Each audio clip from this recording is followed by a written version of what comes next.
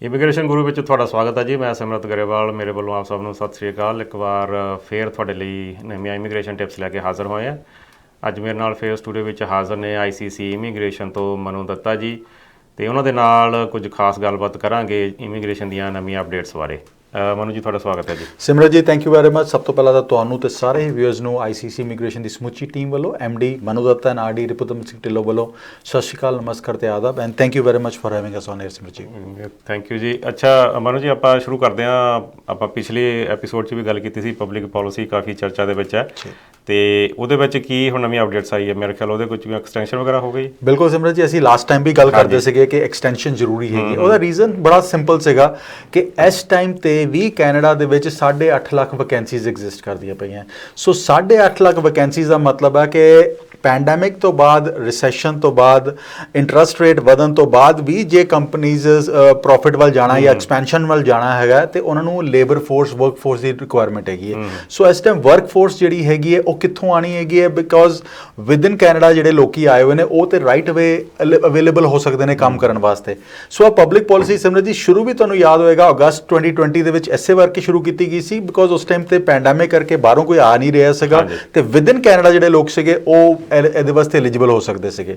ਸੋ ਉਹ ਉਦੋਂ ਇਹ ਇਨੀਸ਼ੀਏਟਿਵ ਸੀਗਾ। ਸੋ ਹੁਣ ਫਾਈਨਲੀ 2 ਸਾਲ ਦੀ ਐਕਸਟੈਂਸ਼ਨ ਦੇ ਦਿੱਤੀ ਗਈ ਹੈ। ਸੋ ਹੁਣ ਇਹ ਪਬਲਿਕ ਪੋਲਿਸੀ ਜਿਹੜੀ ਹੈਗੀ 28 ਫਰਵਰੀ 2025 ਤੱਕ ਐਗਜ਼ਿਸਟ ਕਰ ਰਹੀ ਹੈ। ਸੋ 2025 ਤੱਕ ਜੇ ਤੁਸੀਂ ਕੈਨੇਡਾ ਆਉਂਦੇ ਪਏ ਹੋ, ਵਿਦਨ ਕੈਨੇਡਾ ਜੇ ਕੋਈ ਤੁਹਾਨੂੰ ਜੌਬ ਆਫਰ ਦਿੰਦਾ, LMIA ਦਿੰਦਾ ਹੈਗਾ, ਤੇ without leaving the country, even ਜਦੋਂ ਫਲੈਗ ਪੋਲਿੰਗ, ਦੋ ਤਰੀਕੇ ਹੁੰਦੇ ਨੇ ਸਿਮਰਤ ਜੀ। ਇੱਕ ਤਾਂ ਫਲੈਗ ਪੋਲਿੰਗ ਹੁੰਦਾ, ਫਲੈਗ ਪੋਲਿੰਗ ਦੇ ਵਿੱਚ ਵੀ ਤੁਸੀਂ ਕੰਟਰੀ ਲੀਵ ਕਰਦੇ ਹੋ ਟੈਕਨੀਕਲੀ। ਤੁਸੀਂ ਕੈਨੇਡਾ ਤੋਂ US ਜਾਂਦੇ ਹੋ, US ਤੋਂ ਬਾਰਡਰ ਤੋਂ ਫਿਰ ਵਾਪਸ ਆ ਜਾਂਦੇ ਹੈਗੇ ਹੋ ਪੋਰਟ ਆਫ ਐਂਟਰੀ ਤੋਂ, ਐਂਡ ਫਿਰ ਆ ਕੇ ਆਪਣੇ ਪੇਪਰਸ ਪ੍ਰੈਜ਼ੈਂਟ ਕਰਦੇ ਹੋ। ਸੋ ਉਹ ਲੀਵਿੰਗ ਦਾ ਕੰਟਰੀ ਹੋ ਗਿਆ।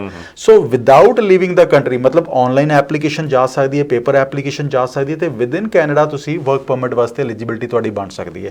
ਸੋ this is a very very good initiative and I think government ਨੇ ਇਨੀਸ਼ੀਏਟਿਵ ਲਿੱਤਾ ਵੀ ਇਸੇ ਕਰਕੇ ਹੈਗਾ, ਬਿਕੋਜ਼ ਜਿਹੜੇ ਦੋਸਤ ਸਾਡੇ ਕੈਨੇਡਾ ਆਏ ਹੋਏ ਨੇ ਜਾਂ ਲੇਬਰ ਦੇ ਵਿੱਚ ਕੰਮ ਕਰਨ ਵਾਸਤੇ ਤਿਆਰ ਹੈਗੇ ਨੇ ਜਾਂ ਵਰਕ ਫੋਰਸ ਦੇ ਵਿੱਚ ਕੰਮ ਕਰਨ ਵਾਸਤੇ ਤਿਆਰ ਹੈਗੇ ਨੇ, ਉਹਦਾ ਐਡਵਾਂਟੇਜ ਲੈ ਸਕਦੇ ਨੇ। 5 ਇੰਡਸਟਰੀਜ਼ ਇਹੋ ਜਿਹੀਆਂ ਆਈਡੈਂਟੀਫਾਈ ਕੀਤੀਆਂ ਗਈਆਂ ਸਿਮਰਤ ਜੀ। ਸਭ ਤੋਂ ਪਹਿਲਾਂ ਤਾਂ ਹੈਲਥ ਕੇਅਰ ਦੇ ਵਿੱਚ 1.5 ਲੱਖ ਦੇ ਆਸ-ਪਾਸ ਵੈਕੈਂਸੀਜ਼ ਹੈਗੀਆਂ। ਠੀਕ ਹੈ।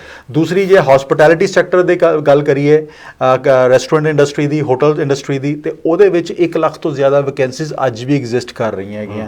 ਉਸ ਤੋਂ ਬਾਅਦ ਫੂਡ ਮੈਨੂਫੈਕਚਰਿੰਗ ਦੇ ਵਿੱਚ, ਫੂਡ ਪ੍ਰੋਸੈਸਿੰਗ ਦੇ ਵਿੱਚ ਲੱਖ ਤੋਂ ਉੱਪਰ ਵੈਕੈਂਸੀਜ਼ ਹੈਗੀਆਂ। ਉਸ ਤੋਂ ਬਾਅਦ ਮੈਨੂਫੈਕਚਰਿੰਗ ਦੇ ਵਿੱਚ ਲੱਖ ਤੋਂ ਉੱਪਰ ਵੈਕੈਂਸੀਜ਼ ਹੈ। ਟੋਟਲ ਮਿਲਾ ਕੇ ਇਹਨਾਂ 5 ਇੰਡਸਟਰੀਜ਼ ਦੇ ਵਿੱਚ ਤਕਰੀਬਨ 6 ਲੱਖ ਜੌਬਸ ਤਾਂ ਸਿਰਫ ਇਹਨਾਂ ਇੰਡਸਟਰੀਜ਼ ਦੇ ਵਿੱਚ ਐਗਜ਼ਿਸਟ ਕਰ ਰਹੀਆਂ ਹੈਗੀਆਂ। ਸੋ ਜਿੰਨੇ ਵੀ ਦੋਸਤ ਆਏ ਨੇ, ਜਦੋਂ ਵੀ ਤੁਸੀਂ ਵਰਕ ਪਰਮਿਟ ਲੈਣ ਲੱਗੇ ਹੋ, ਤੁਹਾਨੂੰ ਕੋਈ ਜੌਬ ਆਫਰ ਮਿਲ ਰਹੀ ਹੈ, ਆਪਣੇ ਕੰਸਲਟੈਂਟ, ਆਪਣੇ EMPLOYER ਦੇ ਨਾਲ ਇੱਕ ਵਾਰੀ ਜ਼ਰੂਰ ਪੁੱਛਿਆ ਜੇ ਕਿ ਆਪਣੀ ਏਜ ਦੱਸਿਆ ਜੇ, ਆਪਣੀ ਐਜੂਕੇਸ਼ਨ ਦੱਸਿਆ ਜੇ, ਆਪਣੀ IELTS ਦੀ ਕੈਪੇਬਿਲਿਟੀ ਦੱਸਿਆ ਜੇ, ਐਂਡ ਉਸ ਤੋਂ ਹਿਸਾਬ ਨਾਲ ਪੁੱਛਿਆ ਜੇ ਕਿ ਮੈਨੂੰ ਆਹ ਪੋਜੀਸ਼ਨ ਇਸ ਮੇਰੇ ਸਰਕਮਸਟੈਂਸਿਸ ਨੂੰ ਦੇਖਦੇ ਹੋਏ ਮੈਨੂੰ PR ਵਾਸਤੇ ਐਲੀਜੀਬਲ ਕਰਵਾਏਗੀ ਜਾਂ ਨਹੀਂ ਕਰਵਾਏਗੀ। ਇਹ ਜੇ ਕਲੀਅਰ ਨਹੀਂ ਹੋਏਗਾ, ਹੋ ਸਕਦਾ ਕਿ ਤੁਸੀਂ ਕਰ ਵੀ ਲਓ, 2 ਸਾਲ ਬਾਅਦ ਵੀ ਤੁਸੀਂ ਉੱਥੇ ਹੀ ਖੜੇ ਹੋ। ਓਨਟਾਰੀਓ ਦੇ ਵਿੱਚ, ਬ੍ਰਿਟਿਸ਼ ਕੋਲੰਬੀਆ ਦੇ ਵਿੱਚ, ਮੈਨੀਟੋਬਾ ਦੇ ਵਿੱਚ, ਅਲਬਰਟਾ ਦੇ ਵਿੱਚ ਜਦੋਂ ਵੀ ਤੁਸੀਂ ਜੌਬ ਲੈਣ ਜਾ ਰਹੇ ਹੋ, ਇੱਕ ਵਾਰੀ ਜ਼ਰੂਰ ਕੰਸੀਡਰ ਕਰੋ ਪਿਛਲੇ 2 ਸਾਲਾਂ ਦੇ ਵਿੱਚ ਮੇਰੇ ਟ੍ਰੇਡ ਦੇ ਵਿੱਚ ਜਿਹੜਾ ਮੈਨੂੰ ਜੌਬ ਆਫਰ ਮਿਲ ਰਹੀ ਹੈ, ਇਹਦੇ ਵਿੱਚ ਕੋਈ ਡਰਾ ਆਊਟ ਹੋਇਆ? ਜੇ ਡਰਾ ਆਊਟ ਹੋਇਆ, ਉਹ ਕਿੰਨੇ ਪੁਆਇੰਟ ਤੇ ਆਊਟ ਹੋਇਆ? ਮੈਂ ਕੁਆਲੀਫਾਈ ਕਰੂੰਗਾ ਮੇਰੇ ਸਰਕਮਸਟੈਂਸਿਸ ਨੂੰ ਦੇਖਦੇ ਹੋਏ ਜਾਂ ਨਹੀਂ ਕਰੂੰਗਾ? ਸੋ ਆ ਜੇ ਤੁਸੀਂ ਕਰ ਲੋਗੇ ਤੇ ਤੁਹਾਨੂੰ ਪਿਕਚਰ ਹੋਰ ਕਲੀਅਰ ਹੋ ਜਾਏਗੀ। ਅੱਜ ਦੀ ਤਰੀਕ ਦੇ ਵਿੱਚ ਮੈਂ ਬਾਰ-ਬਾਰ ਕਹੂੰਗਾ ਕਿ Saskatchewan is a amazing province, Atlantics are amazing province. ਤੁਹਾਡੀ ਏਜ 40 ਤੋਂ ਉੱਪਰ ਹੈ, 55 ਤੋਂ ਥੱਲੇ ਹੈਗੀ ਹੈ, ਤਾਂ ਵੀ ਤੁਸੀਂ ਕੁਆਲੀਫਾਈ ਕਰਦੇ ਹੋ। ਗ੍ਰੇਡ 12 ਕੀਤੀਆਂ ਹੋਈਆਂ ਤਾਂ ਵੀ ਤੁਸੀਂ ਕੁਆਲੀਫਾਈ ਕਰਦੇ ਹੋ। ਰੈਸਟੋਰੈਂਟ ਇੰਡਸਟਰੀ ਦੇ ਵਿੱਚ ਕੰਮ ਕਰਨ ਵਾਸਤੇ ਤਿਆਰ ਹੋ, ਹਸਪਿਟੈਲਿਟੀ ਇੰਡਸਟਰੀ ਵਾਸਤੇ ਕੰਮ ਕਰਨ ਵਾਸਤੇ ਤਿਆਰ ਹੋ, ਕੰਸਟਰਕਸ਼ਨ ਦੇ ਵਿੱਚ ਕੰਮ ਕਰਨ ਵਾਸਤੇ ਤਿਆਰ ਹੋ, ਤੇ ਤੁਹਾਡੀ 4 ਬੈਂਡ ਦੇ ਨਾਲ ਉੱਥੇ ਕੰਮ ਕਰਨ ਦੇ ਬਾਅਦ ਐਲੀਜੀਬਿਲਟੀ ਬਣ ਜਾਂਦੀ ਹੈਗੀ ਹੈ, ਪ੍ਰੋਵਾਈਡਡ ਤੁਹਾਡਾ EMPLOYER ਵੀ ਕੁਆਲੀਫਾਈਡ ਹੋਵੇ, ਉਹਦੇ ਕੋਲ ਵੀ ਡੈਜ਼ਿਗਨੇਸ਼ਨ ਹੋਵੇ। ਸੋ ਆਹ ਚੀਜ਼ਾਂ ਦਾ ਖਿਆਲ ਜ਼ਰੂਰ ਰੱਖੋ। ਠੀਕ ਹੈ ਜੀ। ਅੱਛਾ ਮਨੂ ਜੀ, ਸਟੂਡੈਂਟਸ ਦੀ ਗੱਲ ਕਰਦੇ ਹਾਂ। ਜਿਹੜੇ ਕਾਫੀ ਸਟੂਡੈਂਟਸ ਇੱਥੇ ਨੇ, ਤੇ ਕੁਦਰਤੀ ਗੱਲ ਹੈ ਵੀ ਉਹਨਾਂ ਨੂੰ ਵੀ ਹੁੰਦਾ ਵੀ ਸਾਡਾ ਕਿਸੇ ਨਾ ਕਿਸੇ ਤਰੀਕੇ ਨਾਲ PR ਜਾਂ ਕੋਈ ਇਸ ਤਰ੍ਹਾਂ ਦੀ ਕੋਈ ਬਣ ਜਾਵੇ। ਸੋ ਜੇ ਟਰੱਕਿੰਗ ਦੀ ਗੱਲ ਕਰੀਏ ਤਾਂ ਸਟੂਡੈਂਟਸ ਲਈ ਟਰੱਕਿੰਗ ਦੇ ਵਿੱਚ ਕੁਝ ਹੈ ਆਪਸ਼ਨਸ? ਬਿਲਕੁਲ ਸਿਮਰਤ ਜੀ, ਅਸੀਂ ਟਰੱਕਿੰਗ ਦੀ ਪਹਿਲੇ ਤਾਂ ਨੌਕ ਕੋਡ ਚੇਂਜ ਹੋ ਗਿਆ, ਹੁਣ ਟੀਅਰ ਨੌਕ B ਦੇ ਵਿੱਚ ਆ ਗਿਆ, ਟੀਅਰ ਉਹਦਾ ਠੀਕ ਹੋ ਗਿਆ। ਸੋ ਉਹਦੇ ਵਿੱਚ ਰਹਿੰਦੇ ਆ ਤੁਸੀਂ ਐਕਸਪ੍ਰੈਸ ਐਂਟਰੀ ਦੇ ਵਿੱਚ ਫਾਈਲ ਲਗਾ ਸਕਦੇ ਹੋ। ਬਟ ਐਕਸਪ੍ਰੈਸ ਐਂਟਰੀ ਦੇ ਵਿੱਚ ਜਦੋਂ ਤੁਸੀਂ ਫਾਈਲ ਲਗਾਣੀ ਹੈਗੀ ਹੈ, ਤੁਸੀਂ ਦੇਖਣਾ ਕਿ ਤੁਹਾਡਾ ਸਕੋਰ ਕਿੰਨਾ ਬਣ ਰਿਹਾ। ਜਿਹੜੇ ਬੱਚੇ ਖਾਸ ਕਰ ਗ੍ਰੇਡ 12 ਕਰਕੇ ਆਏ ਹੋਏ ਨੇ, IELTS ਦੇ ਵਿੱਚ 6 ਬੈਂਡ ਜਾਂ 6.5 ਬੈਂਡ ਲੈ ਲਏ ਉਹਨਾਂ ਨੇ, 1 ਸਾਲ ਕੰਮ ਵੀ ਕਰ ਲਿਆ, ਉਹਨਾਂ ਦਾ ਸਕੋਰ 400 ਤੋਂ ਥੱਲੇ ਰਹੇਗਾ, ਠੀਕ ਹੈ, ਜਾਂ 400 ਦੇ 405 404 ਦੇ ਆਸ-ਪਾਸ ਰਹੇਗਾ। ਸੋ ਹੁਣ ਉਹ ਪੀਆਰ ਕਿਸ ਤਰ੍ਹਾਂ ਹੋਣਗੇ, ਬਿਕੋਜ਼ ਲਾਸਟ ਜਿਹੜਾ ਡਰਾ ਗਿਆ ਉਹ ਤੇ 489 ਤੇ ਗਿਆ ਹੈਗਾ, ਤੇ ਤੁਹਾਡਾ ਆਕੂਪੇਸ਼ਨ ਸਪੈਸੀਫਿਕ ਡਰਾ ਹੀ ਟਰੱਕਿੰਗ ਦਾ ਹੋਏਗਾ ਤਾਂ ਤੁਸੀਂ ਪਿਕ ਹੋਗੇ। ਸੋ ਬੱਚਿਆਂ ਨੂੰ ਇੱਕ ਚੀਜ਼ ਜ਼ਰੂਰ ਕਹੂੰਗਾ, ਇੰਟਰਨੈਸ਼ਨਲ ਸਟੂਡੈਂਟਸ ਖਾਸ ਕਰ ਜੇ ਹੈਗੇ ਹੋ, ICC ਇਮੀਗ੍ਰੇਸ਼ਨ ਦੇ ਕੋਲ ਕੁਝ ਓਪਨਿੰਗਸ ਆਈਆਂ ਹੈਗੀਆਂ। ਇਹ ਓਪਨਿੰਗਸ ਐਟਲਾਂਟਿਕ ਪ੍ਰੋਵਿੰਸਿਸ ਦੀਆਂ, ਬੜੀ ਵੱਡੀ ਕੰਪਨੀ ਹੈਗੀ ਹੈ ਜਿਨ੍ਹਾਂ ਦੇ across Canada, across US, across north America runs ਹੈਗੇ ਨੇ। ਐਂਡ ਉੱਥੇ ਜੇ ਤੁਸੀਂ ਓਪਨ ਵਰਕ ਪਰਮਿਟ ਦੇ ਉੱਤੇ ਹੈਗੇ ਹੋ, AZ ਲਾਇਸੈਂਸ ਹੈਗਾ ਤੁਹਾਡੇ ਕੋਲ, ਤੁਹਾਡਾ ਟਰੈਕ ਕਲੀਨ ਹੈਗਾ ਆ, ਤੁਹਾਡੇ ਕੋਲ US ਦਾ ਵੀਜ਼ਾ ਤੇ ਸੋਨੇ ਤੇ ਸੁਹਾਗਾ ਹੈਗਾ, ਰਾਈਟ ਅਵੇ ਤੁਹਾਡੀ ਇੰਟਰਵਿਊ ਕਰਵਾ ਕੇ ਤੁਸੀਂ ਜੁਆਇਨ ਕਰ ਸਕਦੇ ਹੋ ਇਹਨਾਂ ਕੰਪਨੀਜ਼ ਦੇ ਵਿੱਚ।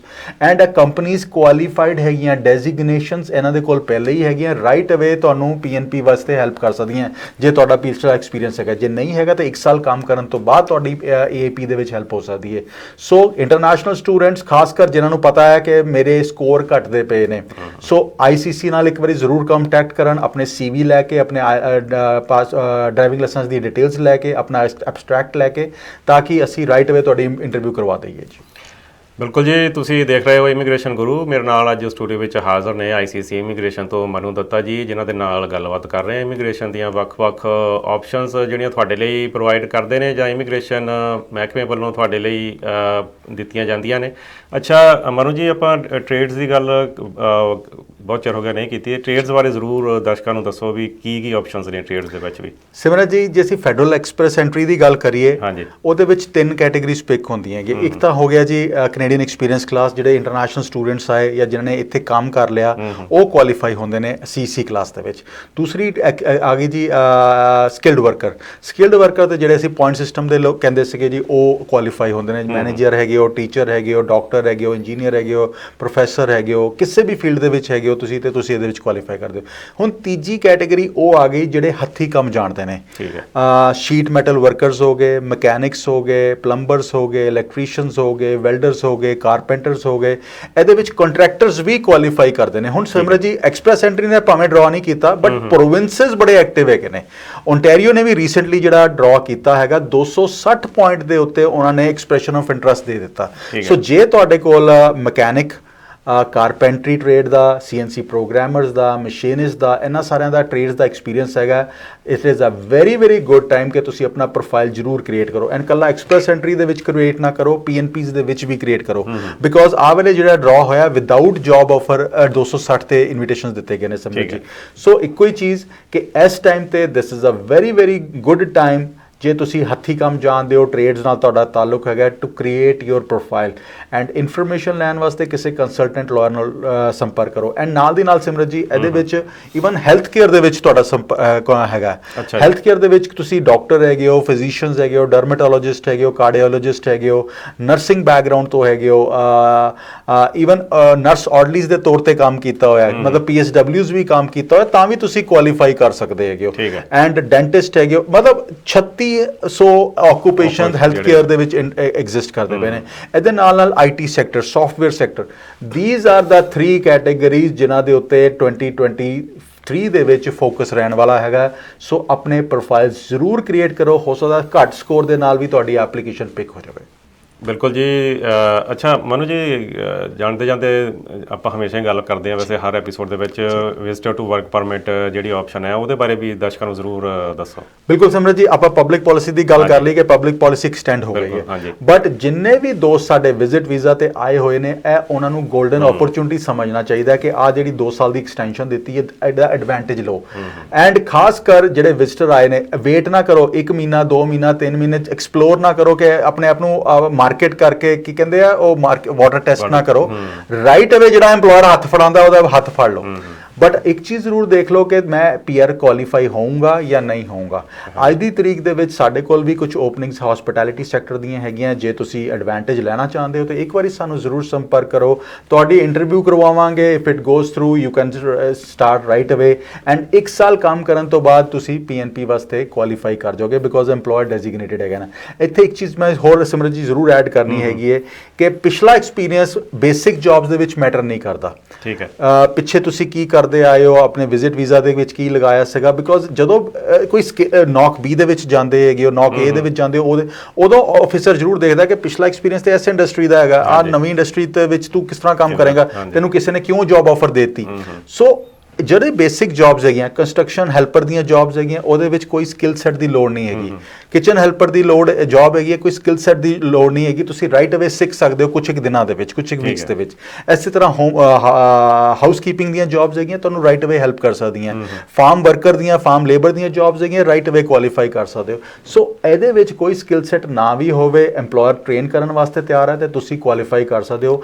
ਐਂਡ ਜ਼ਿਆਦਾ ਦਿਨ ਵੇਟ ਨਾ ਕਰੋ, ਜਦੋਂ ਵੀ ਵਿਜ਼ਿਟ ਵੀਜ਼ਾ ਤੇ ਆਏ ਰਾਈਟ ਅਵੇ ਇਨਫੋਰਮੇਸ਼ਨ ਲੈ ਕੇ, ਨਹੀਂ ਤਾਂ ਆਫਿਸਰ ਜਦੋਂ ਪੋਰਟ ਆਫ ਐਂਟਰੀ ਤੇ ਤੁਸੀਂ ਜਾਂਦੇ ਹੋ ਫਲੈਗ ਪੋਲਿੰਗ ਵਾਸਤੇ, ਉੱਥੇ ਤੁਹਾਨੂੰ ਬਹੁਤ ਸਵਾਲ ਕੀਤੇ ਜਾਂਦੇ ਨੇ ਤੇ ਤੁਹਾਨੂੰ ਜੌਬ ਕਿਸ ਤਰ੍ਹਾਂ ਮਿਲੀ, ਇੰਨੇ ਦਿਨ ਕਿਉਂ ਵੇਟ ਕੀਤੀ, ਤੁਸੀਂ ਇੱਥੇ ਕਿਸ ਤਰ੍ਹਾਂ ਗਏ ਸੀ, ਉਸ ਤਰ੍ਹਾਂ। ਸੋ ਉਹਦੇ ਵਾਸਤੇ ਤੁਹਾਨੂੰ ਮੈਂਟਲੀ ਪ੍ਰਿਪੇਅਰਡ ਹੋਣਾ ਪਏਗਾ ਜੀ। ਬਿਲਕੁਲ ਜੀ। ਮਨੂ ਜੀ, ਜਾਣ ਤੋਂ ਪਹਿਲਾਂ ਇੱਕ ਵਾਰ ਆਪਣਾ ਸੰਪਰਕ ਨੰਬਰ ਜ਼ਰੂਰ ਦਰਸ਼ਕਾਂ ਨਾਲ ਸਾਂਝਾ ਕਰਿਓ। ਬਿਲਕੁਲ ਸਿਮਰਨ ਜੀ, ਸਾਡਾ ਹੈੱਡ ਆਫਿਸ ਮਿਸਿਸਾਗਾ ਦੇ ਵਿੱਚ ਹੈਗਾ ਜੀ, 1137 1137 dairy road East. Phone number ਹੈਗਾ ਜੀ 905 461 2424 905 461 2424। WhatsApp ਨੰਬਰ ਹੈਗਾ 647 850 9000 647 850 9000। ਐਂਡ ਈਮੇਲ ਆਈਡੀ ਹੈਗਾ info@icc'immigration.ca info@icc'immigration.ca। ਇਮੀਗ੍ਰੇਸ਼ਨ ਦੀ ਕੋਈ ਵੀ ਐਡਵਾਈਸ ਲੈਣਾ ਚਾਹੁੰਦੇ ਹੋ ਤਾਂ ਇੱਕ ਵਾਰੀ RDMD ICC ਇਮੀਗ੍ਰੇਸ਼ਨ ਦੀ ਟੀਮ ਨੂੰ ਜ਼ਰੂਰ ਸੰਪਰਕ ਕਰੋ। 16 ਸਾਲ ਤੋਂ ਜ਼ਿਆਦਾ ਅਰਸਾ ਹੋ ਗਿਆ ਸਾਨੂੰ ਇਮੀਗ੍ਰੇਸ਼ਨ ਸਰਵਿਸਿਜ਼ ਪ੍ਰੋਵਾਈਡ ਕਰਦੇ ਹੋਏ and we are a team that is known for crystal clear and transparent advice. So ਜਿਹੜੀ ਚੀਜ਼ ਹੁੰਦੀ ਹੋਵੇਗੀ ਦੱਸਾਂਗੇ, ਜਿਹੜੀ ਚੀਜ਼ ਨਹੀਂ ਹੁੰਦੀ ਹੋਵੇਗੀ ਉਹ ਵੀ ਤੁਹਾਨੂੰ ਦੱਸਾਂਗੇ। ਟਾਈਮ ਤੇ ਪੈਸਾ ਖਰਾਬ ਨਾ ਕਰੋ। ਬਿਲਕੁਲ ਜੀ। ਮਨੂ ਜੀ, ਅੱਜ ਸਟੂਡੀਓ ਵਿੱਚ ਆਉਣ ਲਈ ਤੇ ਸਾਰੀ ਜਾਣਕਾਰੀ ਦਰਸ਼ਕਾਂ ਦੇ ਨਾਲ ਸਾਂਝੀ ਕਰਨੀ ਤੁਹਾਡਾ ਬਹੁਤ ਬਹੁਤ ਧੰਨਵਾਦ। ਥੈਂਕ ਯੂ ਸਿਮਰ ਜੀ। ਤੁਸੀਂ ਦੇਖ ਰਹੇ ਸੀ ਇਮੀਗ੍ਰੇਸ਼ਨ ਗੁਰੂ। ਅਗਲੇ ਹਫਤੇ ਫਿਰ ਤੁਹਾਡੇ ਲਈ ਨਵੀਂ ਇਮੀਗ੍ਰੇਸ਼ਨ ਟਿਪਸ ਲੈ ਕੇ ਹਾਜ਼ਰ ਹੋਵਾਂਗੇ। ਉਦੋਂ ਤੱਕ ਲਈ ਦਿਓ ਇਜਾਜ਼ਤ। ਧੰਨਵਾਦ।